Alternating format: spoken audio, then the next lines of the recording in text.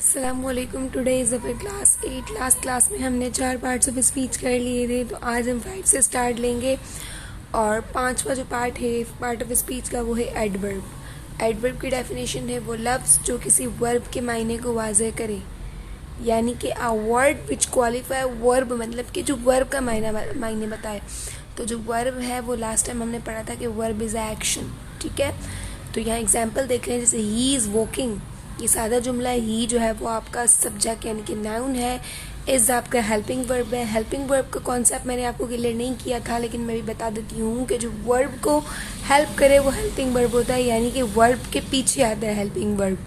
जैसे is, am, are, was, were, will, shall, ये सारे हेल्पिंग वर्ब्स होते हैं। तो अगर ये चेंज होकर यूँ हो जाए, ही इज़ वॉकिंग स्लोली, यानी कि वर्ब को क्वालिफाई कर रहा है ये स्लो वर्ड।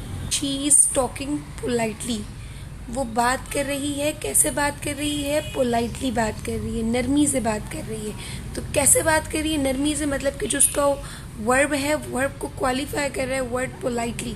तो ये जो है वो आपका एडवर्ब है। शी इज़ टॉकिंग पोलाइटली, वो बात कर रही है। कैसे बात कर रही है? पोलाइटली बात कर रही है, नरमी से बात कर रही है। तो कैसे बात कर रही है? नरमी से, मतलब कि जो उसका वर्ब है, वर्ब को क्वालिफाई कर रहा है वर्ड पोलाइटली। तो ये जो है वो आपका एडवर्ब है। बात करते हैं हम प्रीपोजिशन पर। तो प्रीपोजिशन की डेफिनेशन ये है कि वो अल्फाज जो नाउन और प्रोनाउन के दरमियान इस्तेमाल हों, ताकि इन दोनों के दरमियान ताल्लुक ज़ाहिर किया जाए, मतलब इन दोनों के दरमियान लिंक बयान करने के लिए जो वर्ड यूज़ होगा वो आपका प्रीपोजिशन कहलाएगा। ठीक है, इंग्लिश में है कि दीज आर द वर्ड्स, ये वो अल्फाज हैं विच यूज़ बिटवीन, जो इस्तेमाल होते हैं दरमियान में। किसके दरमियान में? नाउन एंड प्रोनाउन के। ठीक है, अब समझिए, आपको ऐसे आ जाएगा कि एग्जाम्पल है हमारे पास, the book is on the table. तो बुक है वो कहाँ पड़ी हुई है?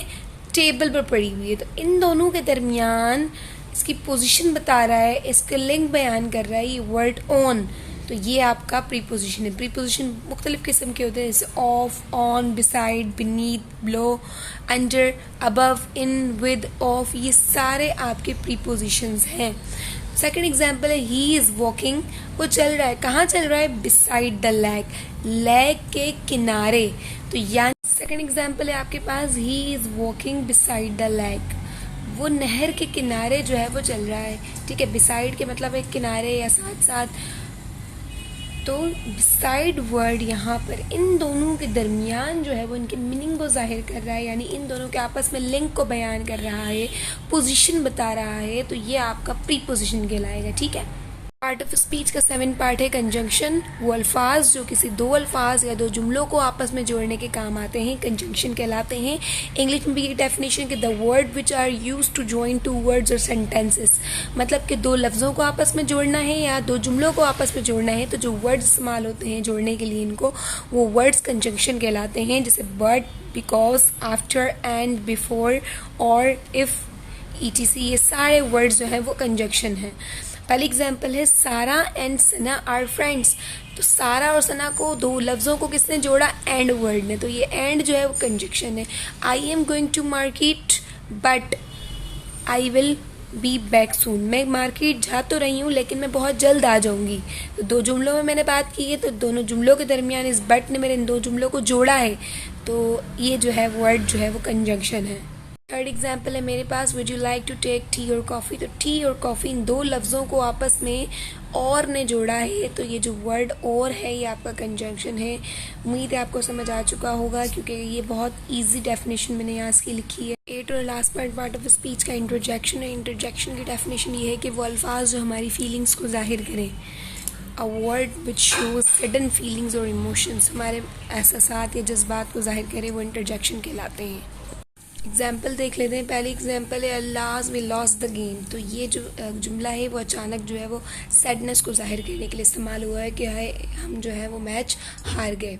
Hurrah we won the match. तो हुर्रा जो है वो हैप्पीनेस के लिए इस्तेमाल हुआ है कि हम जो है वो मैच जीत गए। Ouch I hurt my leg, oh मेरी जो है वो टांग में लग गया। ठीक है, तो ये जो है वो तकलीफ़ के लिए निकला है। तो ये भी जो है वो इंटरजेक्शन है, यानी कि खुशी, गम या कोई भी सडन जो है वो अटैक या सडन कुछ भी सडन एक्शन जो है वो इंटरजेक्शन कहलाएगा।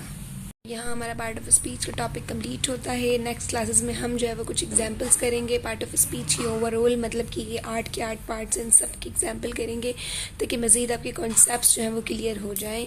अगर वीडियो अच्छी लगी हो तो लाइक कीजिए, कमेंट कीजिए, शेयर कीजिए। फिर मिलेंगे अपनी नेक्स्ट वीडियो के साथ, तब तक के लिए अल्लाह हाफिज़।